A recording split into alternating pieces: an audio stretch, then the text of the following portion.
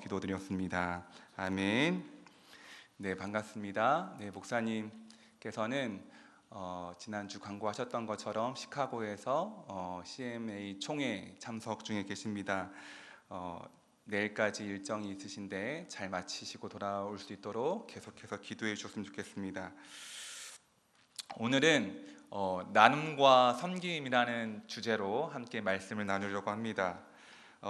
그 유인물 다들 아마 받으셨을 텐데요. 네, 유인물 가지고 함께 말씀을 보도록 하겠습니다. 먼저 우리 서론을 같이 한번 보도록 하겠습니다. 서론을 같이 한번 읽어보도록 할게요. 네, 서론 한번 띄워주시고요. 네, 서론 한번 같이 한번 읽도록 하겠습니다. 유인물 받으신 분은 유인물 가지고 함께 읽으면 좋겠습니다. 같이 한번 읽겠습니다. 시작. 그리스도인의 신앙생활에 있어서 나눔과 섬김은 삶의 중요한 핵심이 되어야 합니다. 그리스도인이라면 누구나 하나님으로부터 받은 자신의 은사와 물질을 하나님의 선한 청지기 같이 다른 사람들을 위해 나누고 섬겨야 합니다. 그리스도인은 그리스도에게 속하여 그리스도를 섬길 뿐만 아니라 사람들을 섬기기 위해 부름받은 자들입니다. 그리스도인은 교회 안에서나 밖에서 섬기는 자로 살아야 합니다. 하나님은 그리스도인들이 즐겁게 섬기기를 바라시며 섬기는 일에서 기쁨과 만족을 누리시기를 원하십니다. 그리스도인은 자신의 삶, 자신의 은사, 자신의 물질 등을 나눌 때 큰 기쁨과 만족을 누릴 수 있으며 하나님께 영광과 찬송이 됩니다.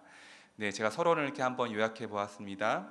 서론 요약하면 이렇게 요약할 수 있을 것 같은데요. 첫 번째, 그리스도인의 삶이란 선한 청지기적 삶이다. 두 번째로, 그리스도인의 삶은 섬기는 삶이다.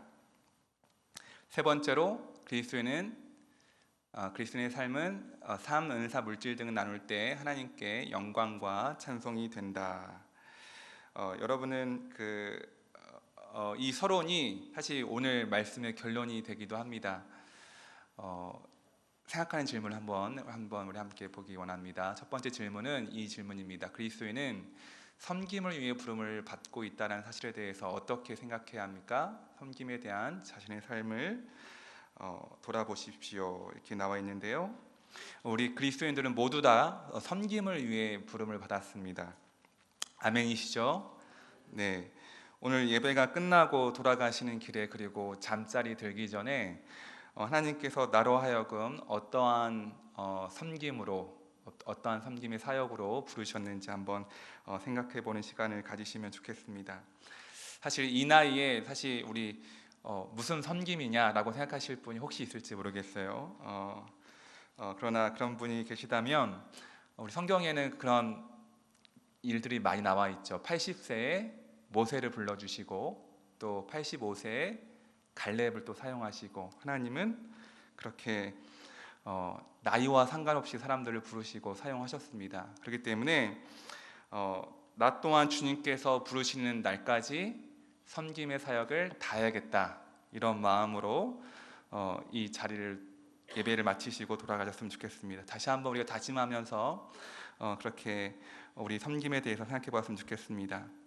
왜냐하면 하나님의 부르심에는 나이가 없고 또 은퇴가 없습니다. 100세 시대를 살아가면서 많은 분들이 은퇴 이후의 삶을 생각하면서 살아갑니다. 또 꿈도 꾸고 계획도 합니다. 사실 우리 청년들 기도 제목을 받아보다가 어느 한 청년이 이런 기도 제목을 내고 기도 부탁하는 것을 보았습니다. 어떤 기도 제목이었냐면, 첫 번째가 하나님 돈 많이 벌게 해주세요. 두 번째가 빨리 은퇴하게 해주세요. 우리 보통 젊은 사람들도 많이 가지고 있는 생각입니다. 돈 많이 벌어서 빨리 은퇴해야겠다. 저는 물론 이 기도 제목을 가지고 기도할 수 있다고 생각합니다. 다만 이 두 기도 제목이 응답되고 난 이후에 그 이후에는 무엇을 할 것인지 거기에 대한 생각이 있어야 된다고 생각합니다. 돈 많이 벌어서 조기 은퇴하면 그 다음은 무엇을 할 것인가? 그리스도인의 그 은퇴를 생각해 보았으면 좋겠습니다. 그리스도인에게 있어서 은퇴 이후의 삶이 하나님 나라와 그리고 교회와 아무런 관련이 없다면, 상관이 없다면, 또 섬기는 삶과 상관이 없다면 그것은 그리스도인으로서 무언가 문제가 있는 거라고 생각합니다. 왜냐하면 하나님께서 우리를 이 땅 가운데 보내셨을 때는 아무런 이유와 목적 없이, 사명 없이 이 땅 가운데 보내시지 않으셨기 때문입니다. 우리 모두는 각자 개인은 하나님의 놀라운 계획 속에 이 땅 가운데 보냄을 받았습니다. 그렇기 때문에 우리가 그 목적을 알아야 되는 것이죠. 우리에게 익히 잘 알려진 그 목적이 이끄는 삶이라는 책이 있습니다. 리고레 목사님이 쓰신 그 5가지 목적 중에서 또 하나의 중요한 목적이 있는데 그것이 무엇이냐면 바로 섬김입니다. 우리는 이 땅 가운데 섬기기 위해 하나님을 섬기고 교회를 섬기고 또 이웃을 섬기고 섬기기 위해 이 땅 가운데 우리는 태어났습니다. 보냄을 받았습니다. 두 번째 생각하는 질문을 한번 보도록 하겠습니다. 베품과 나눔과 섬김의 차이는 무엇인가요? 자, 이 세 단어는 마음의 자세 그리고 태도와 관련되어 있습니다. 첫 번째 베품은 많이 가지고 있는 자가 상대적으로 덜 가지고 있는 자들에게 나눠주는 것을 이야기합니다. 그런 면에서 수직적이라고 이야기할 수 있습니다. 그래서 잘못하면 그 우월 의식과 또 교만이 생길 수도 있습니다. 두 번째는 나눔이죠. 나눔은 동등한 입장에서 행해지는 행위를 뜻합니다. 그런 면에서 수평적이라고 할 수 있습니다.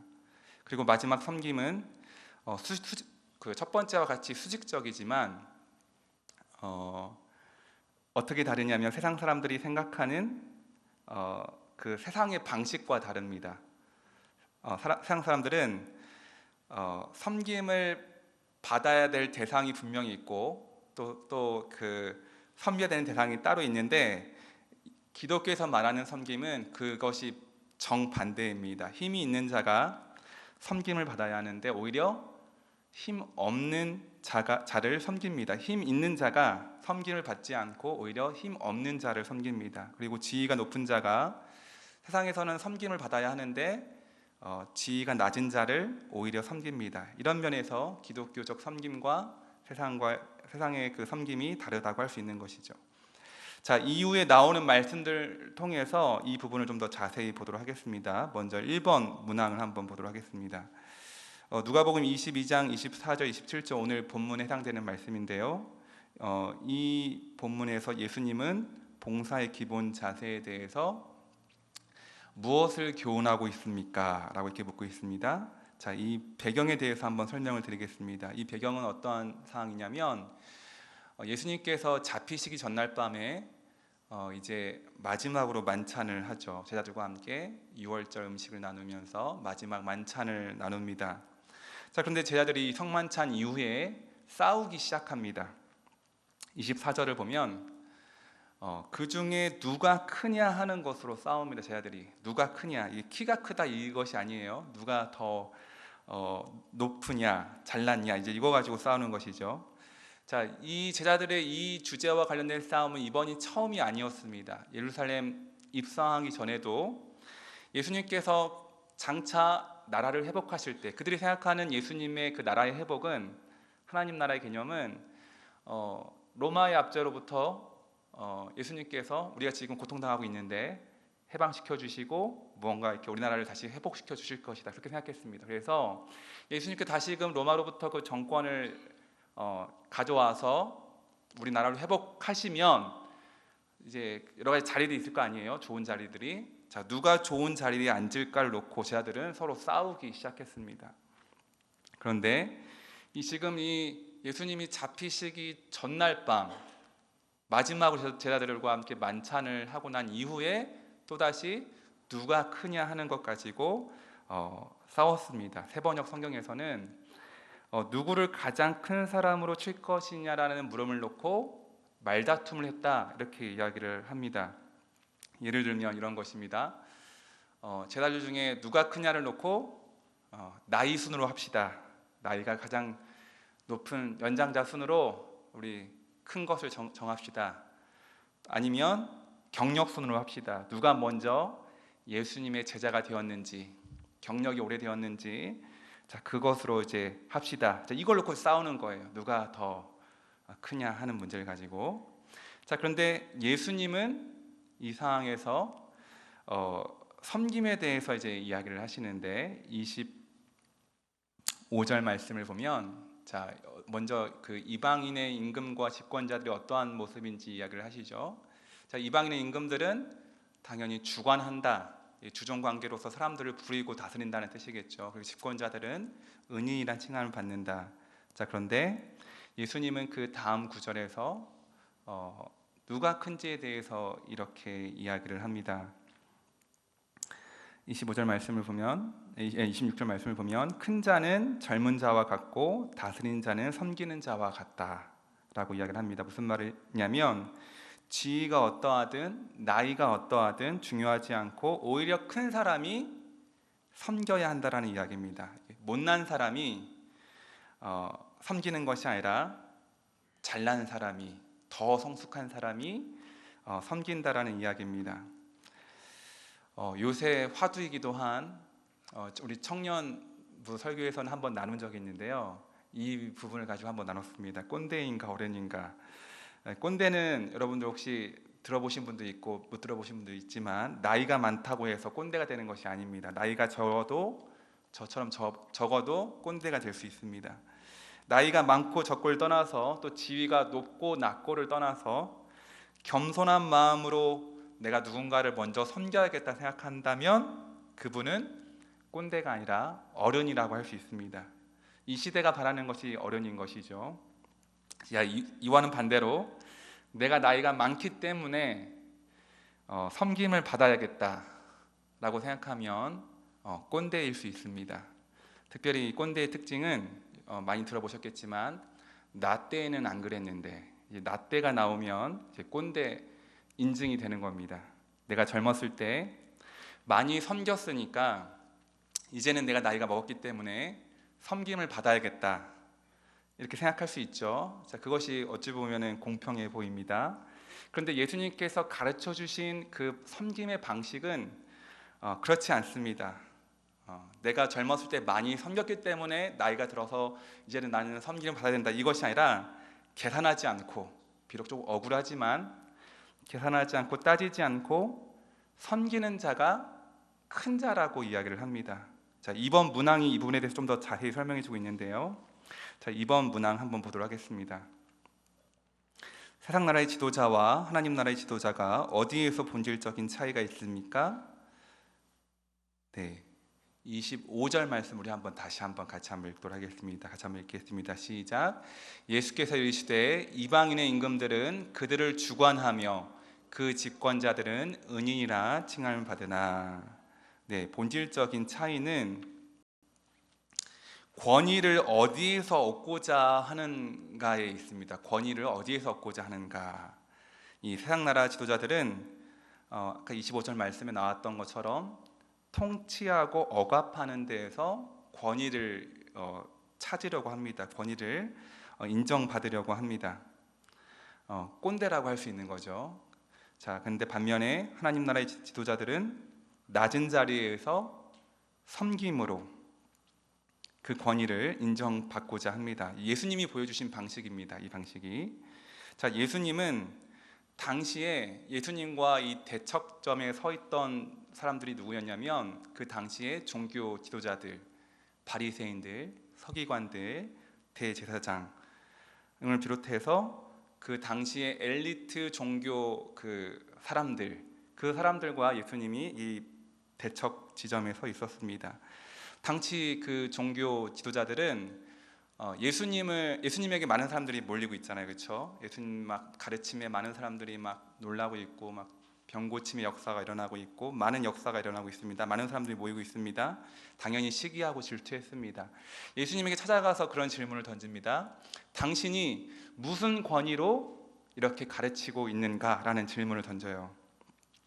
당시 그 지도자들이 보기에는 예수님은 그저 나사렛 시골 출신의 변방의 가문이나 집안이나 학력이나 그 어느 것 하나 우리와는 그 비교할 수 없는 그런 사람으로 치부했습니다. 무시했습니다.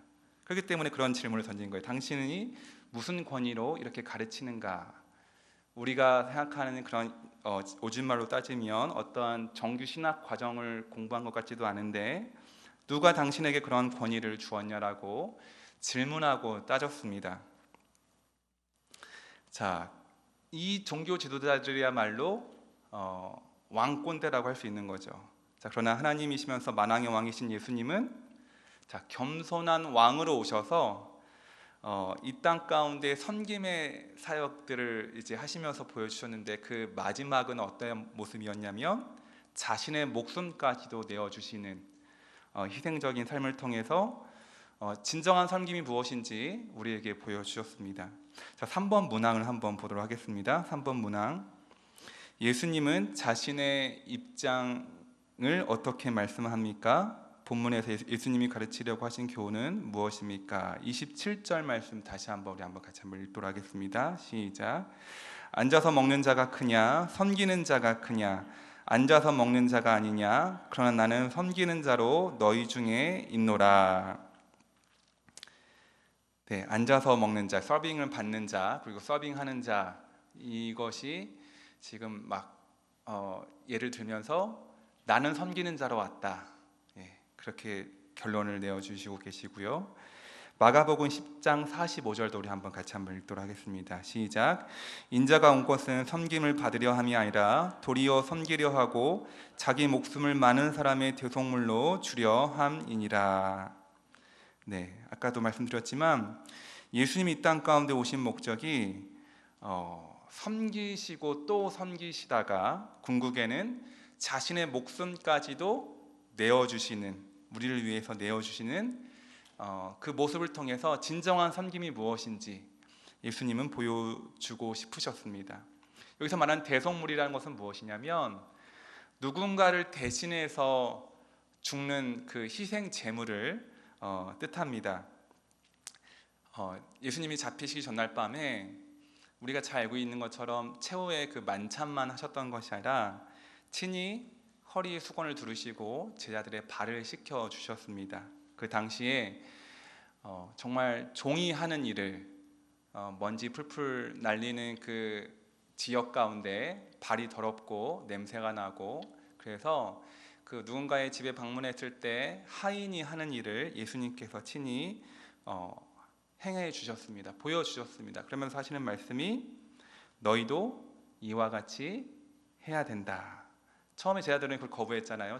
예수님께서 발을 씻겨주시고자 했을 때 좀 민망하고 이거 예수님이 하실 일이 아니기 때문에 거부했지만 예수님은 그걸 강행해 주시죠. 너희들도 이와 같이 해야 된다. 4번 문항을 한번 보도록 하겠습니다. 당신이 교회에서 가정에서 할 수 있는 섬김이 무엇인지 구체적으로 적어보십시오.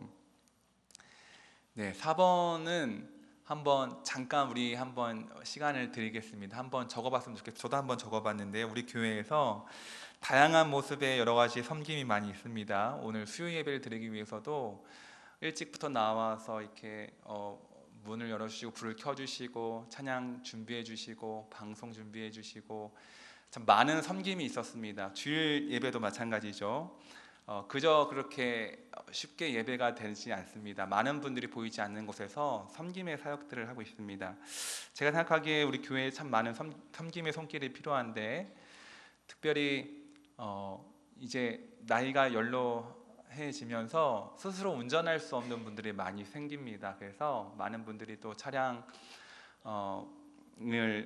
라이드를 필요로 하는데요. 우리 임명국 장로님이 꿋꿋이 열심히 오랜 기간 동안 열심히 해주고 계시고 또 그 외에도 우리 오늘도 김명환 집사님 또 그동안 오수환 집사님 열심히 섬겨주셨습니다. 제가 한번 적어봤어요. 앞으로도 주차 봉사, 차량 봉사 이 부분이 많이 필요할 것 같아요. 그래서 더 많은 분들이 편안하게 예배 오실 수 있도록 정말 이 자리를 사모하고 오고 싶어하는 분들이 계시거든요. 근데 라이드가 없어서 못 오시는 분들이 있습니다. 근데 그런 것들을 기억하고 먼 거리지만 이렇게 먼 거리까지 또 운전해서 이렇게 봉사해 주시고 하는 분들이 계십니다. 하나님께서 모두 다 기억해 주시고 또 축복해 주시리라 믿습니다. 한번 이 시간 교회나 가정에 있어서 내가 어떠한 일로 좀 섬길 수 있을지 한번 적어보면 좋을 것 같아요. 제가 적은 건데, 개인적으로 적은 건데, 또 여러분들에게 우리 교회에 있어서 섬김의 손길이 이런 부분들이 필요합니다라는 것을 이렇게 말씀드리기 위해서 한번 적어보았는데요. 주일날 같은 경우도 방송실 같은 경우도 요새 많이 청년들이 많이 이렇게 또 지원해서 섬겨주고 있는데 감사한 일이고요.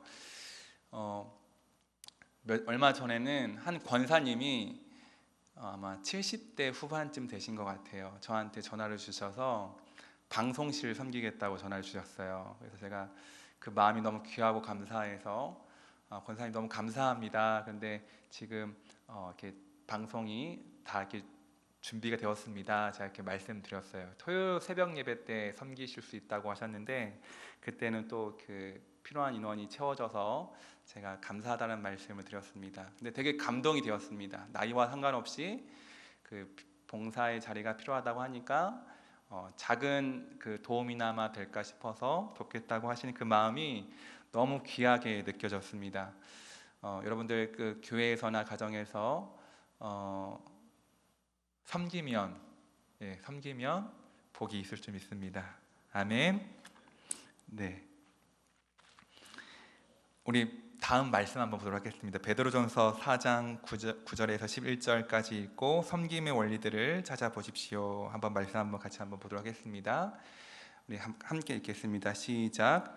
서로 대접하기를 원망 없이 하고 각각 은사를 받은 대로 하나님의 여러 가지 은혜를 맡은 선한 청지기 같이 서로 봉사하라. 만일 누가 말하려면 하나님의 말씀을 하는 것 같이 하고 누가 봉사하려면 하나님이 공급하시는 힘으로 하는 것 같이 하라. 이는 범사의 예수 그리스도로 말미암아 하나님이 영광을 받으시게 하려 함이니 그에게 영광과 권능이 세세에 무궁하도록 있느니라. 아멘. 자, 여기서 섬김의 원리를 한번 찾아보기를 원하는데요. 먼저 9절에서 9절에서 뭐라고 얘기하고 있냐면 원망 없이 하라. 원망 없이, 첫 번째 원리는 원망 없이 하라입니다. 원망하는 마음으로 할 때 시험에 듭니다. 우리가 익히 잘 알고 있는 마르다와 마리아 비유가 있습니다. 많이 말씀을 통해 들으셨죠?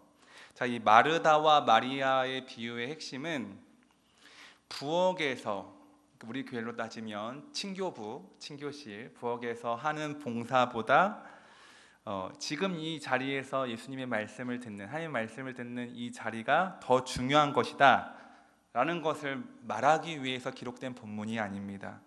만약에 말씀 듣는 것이 더 중요한 일임을 말하기 위함이었다면 그날 마르다는 음식 준비하는 것을 포기하고 마리아와 같이 이 자리에서 예수님의 말씀을 들었어야 했습니다. 만약 그랬다면 예수님을 비롯하여서 많은 사람들은 그날 밥을 굶어야 되는 거죠. 배가 고픈 채 어려움을 겪어야 했을 겁니다. 그러나 이 마르다의 문제는 단순히 부엌에서 음식 준비한 것이 문제가 아니라 주님을 바라보면서 섬기지 않고 누구를 바라보았냐면 자신보다 좀 더 편하다고 생각되어지는 마리아, 주님 발 앞에 앉아서 말씀을 듣는 마리아를 주목한 곳에 있었습니다. 무엇이 문제냐면 마르다의 시선이 문제였습니다. 마르다의 시선이 주님을 향하지 않고 동생 마리아에게 향하는 순간 원망하는 마음이 생겼고 시험에 들었습니다. 자, 우리가 받은 은사대로 봉사하고 섬길 때 누구를 바라보면서 섬겨야 되는 것이죠? 누구를 바라보면서 섬겨야 합니까? 예수님, 하나님 바라보면서 섬겨야 합니다. 사람을 바라보면 시험에 빠지고 원망하는 마음이 듭니다. 섬기지 않는 사람들이 보이는 거예요. 나는 이렇게 열심히 하는데 열심히 하지 않고 놀고 있는 사람들이 보이는 거예요. 그러면 원망하는 마음이 생기고 시험에 빠지게 됩니다. 자, 두 번째 원리는 무엇이냐면 받은 은사로 선한 청지기 같이 하라. 이 청지기라는 뜻이 주인의 물건을 맡아서 관리하는 사람을 청지기라고 하잖아요. 자, 하나님은 우리 각자에게 물질과 시간과 재능을 맡겨 주셨습니다. 맡은 자에게 구할 것은 무엇이죠? 충성이죠. 하나님께서 주신 은사를 가지고 각자 자리에서 섬기면 됩니다. 그리고 섬김을 다한 후에는 이런 고백을 우리가 같이 드렸으면 좋겠습니다. 우리 같이 한번 말씀 한번 누가복음 17장 10절 말씀 같이 한번 읽겠습니다. 시작. 이와 같이 너희도 명령받은 것을 다 행한 후에 이르기를 우리는 무익한 종이라 우리가 하여야 할 일을 한 것뿐이라 할지니라. 아멘. 자, 나중에 우리가 주님 만나게 될 때, 나중에 주님 만나게 되잖아요. 그럴 때 주님께서 주신 은사를 가지고 주님 섬겼습니다. 당연히 해야 할 일을 했을 뿐입니다. 라고 그렇게 고백하는 저와 여러분 되었으면 좋겠습니다. 사도행전 우리 한번 보도록 할게요. 사도행전 2장 42절에서 47절까지 말씀. 초대교인들이 어떻게 나누는 삶을 살았는지 같이 한번 보도록 하겠습니다. 우리 같이 한번 말씀을 읽도록 하겠습니다. 시작. 그들이 사도의 가르침을 받아 서로 교제하고 떡을 떼며 오로지 기도하기를 힘쓰니라. 사람마다 두려워하는데 사도들로 말미암아 기사와 표적이 많이 나타나니 믿는 사람이 다 함께 있어 모든 물건을 서로 통용하고 또 재산과 소유를 팔아 각 사람의 필요를 따라 나눠주며 날마다 마음을 같이하여 성전에 모이기를 힘쓰고 집에서 떡을 떼며 기쁨과 순전한 마음으로 음식을 먹고 하나님을 찬미하며 또 온 백성에게 칭송을 받으니 주께서 구원받는 사람을 날마다 더하게 하시니라. 아멘. 우리가 잘 알고 있는 것처럼 이 초대교회 사람들이 마가의 다락방에 모여서 기도했고 오순절에 성령 강림 사건이 일어나죠. 성령이 임했습니다. 많은 사람들이 그 이후에 막 담대하게 막 숨어 있었던 사람들이 나와서 복음을 전하고 부활의 담대한 증인이 되어서 막 복음을 전하기 시작합니다. 복음만 전했던 것이 아니라 그들이 어떻게 했다고요? 날마다 모이기에 힘썼습니다. 그래서 서로 떡을 떼며 교제했습니다. 42절부터 다시 한번 보면 자, 그들이 가르침을 받아 서로 교제하며 떡을 떼었고, 그리고 44절에 자, 모든 물건을 서로 통용했다라고 이렇게 이야기를 하고 있고요. 그리고 45절을 보면 재산과 소유를 팔아 각 사람의 필요에 따라 나눠주었다. 각 사람의 필요를 따라. 그리고 46절에 성전에 모이기를 힘쓰고, 성전에 모이기를 힘썼습니다. 자, 이 결과 하나님은 어떻게 해주셨냐면 구원받는 사람을 날마다 더해 주셨다라고 이야기를 하고 있습니다. 이 초대교회 2장 이 부분에 나와 있는 말씀이 사도행전 2장에 나와 있는 이 말씀이 사도행전 4장에도 똑같이 나오거든요. 우리가 생각하는 초대교회의 성령 충만한 그 모습을 아주 원색적으로 보여주는 장면이라고 할 수 있습니다. 사실 쉬운 모습이 아니죠. 우리의 어떻게 의지로, 우리의 힘으로 되어지지 않는 그런 모습입니다. 공동체의 모습입니다. 그러나 이렇게 되면 당연히 지금 47절의 말씀 나와 있는 것처럼 부흥이 되는 거죠. 소문이 나는 거죠. 이 공동체는 다르다. 성령 충만한 공동체가 어떠하냐면 정말 사랑의 공동체구나. 각 사람의 필요에 대해서 민감한, 그래서 그 필요에 따라서 그걸 나눠주고 채워주는 공동체. 사실 이상적인 공동체입니다.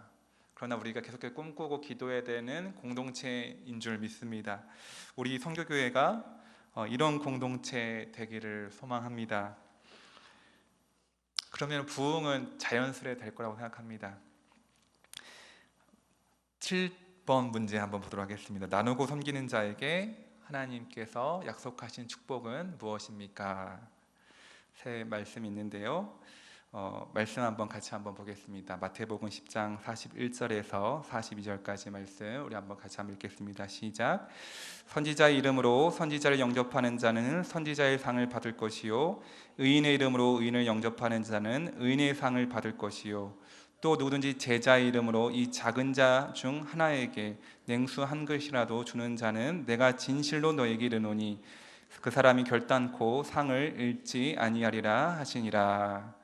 이 말씀을 보면 선지자의 상을 받는다. 누가요? 선지자를 영접하는 자는, 선지자의 이름으로 선지자를 영접하는 자는 선지자의 상을 받을 것이라고 이야기를 하고 있고, 또 의인의 이름으로 의인을 영접하는 자는 의인의 상을 받는다. 나 더 중요한 것은 무엇이냐면 누구든지 제자의 이름으로 이 작은 자 하나에게 냉수 한 그릇이라도 주는 자는 내가 진실로 너희에게 이르노니 그 사람이 결단코 상을 잃지 아니하리라. 자, 선지자의 상, 의인의 상을 소개한 다음에 그 다음에 이 작은 자 중 하나에게 냉수 한 그릇이라도 주는 자는 결단코 상을 잃지 않는다 이야기를 합니다. 하늘에서, 이 하늘에서의 상이겠죠. 네, 상이 큽니다. 결단코 상을 잃지 아니한다라고 예수님은 말씀하고 있습니다. 두 번째는 누가복음 6장 38절인데 우리 같이 한번 읽겠습니다. 시작. 주라 그리하면 너에게 줄 것이니 곧 후이되어 누르고 흔들어 넘치도록 하여 너에게 안겨 주리라. 너희가 헤아리는 그 헤아림으로 너희도 헤아림을 도로 받을 것이니라. 아멘. 그 사도 바울이 선교 여행을 마치는 그 장면 가운데 그런 고백을 하죠. 예루살렘으로 가기 전에 하나님께서 말씀하시기를, 성경에 기록되기를 받는 것보다 주는 것이 더 복되도다 이렇게 이야기를 하고 있는데요. 하나님께서 갚아주시는데 흔들어 넘치도록 하여 주시겠다, 그렇게 갚아주시겠다라고 이야기를 합니다. 예, 하나님께서 친히 갚아주시는데 흔들어 넘치도록 갚아주시겠다. 그리고 마지막으로 마태복음 25장 34절에서 40절까지 좀 길긴 하지만 우리 같이 한번 말씀을 보도록 하겠습니다. 같이 한번 읽겠습니다. 시작. 그때 임금이 그 오른편에 있는 자들에게 이르시되 그 복받을 자들이여 나와 창세로부터 너희를 위하여 예비된 나라를 상속받으라. 내가 줄일 때 너희가 먹을 것을 주었고 목마를 때 마시게 하였고 나그네 되었을 때 영접하였고, 네, 잘못 적었네요. 36절 읽겠습니다. 헐벗을 때 옷을 입혔고 병들었을 때 돌보았고 옥에 갇혔을 때 와서 보았느니라. 이에 의인들이 대답하여 이르되 주여 우리가 어느 때에 주께서 줄이신 것을 보고 음식을 대접하였으며 목마르신 것을 보고 마시게 하였나이까. 어느 때에 나그네 되신 것을 보고 영접하였으며 헐벗으신 것을 보고 옷 입혔나이까. 어느 때에 병드신 것이나 옥에 갇히신 것을 보고 가서 되었나이까 하리니, 임금이 대답하여 이르시되 내가 진실로 너희에게 이르노니 너희가 여기 내 형제 중에 지극히 작은 자 하나에게 한 것이 곧 내게 한 것이니라 하시고, 지극히 작은 자에게 한 것이 곧 내게 한 것이라 라고 하나님 말씀하시죠. 저는 사실 교회 성도님들 중에서 홈리스 사역하는 분들 있다라는 얘기를 들었습니다. 귀한 사역이죠, 그렇죠? 예수님께 하듯이 사실 그 냄새도 나고 또 이렇게 두렵기도 하고 무섭기도 할 텐데 홈리스 사역하는 분들은 참 귀한 사역이라는 생각이 듭니다. 그리고 어떤 집사님 새벽 예배를 마치시고 자비로 홈리스에게 찾아가서 도넛 사들고 찾아가서 그것을 나누었다라는 얘기를 듣고 참 마음이 따뜻해지고 또 도전이 된 경험이 있는데요. 예수님을 생각하면서 지극히 작은 자에게 한 것이 내게 한 것이니라, 이 말씀을 기억하고 했다고 저는 생각이 듭니다.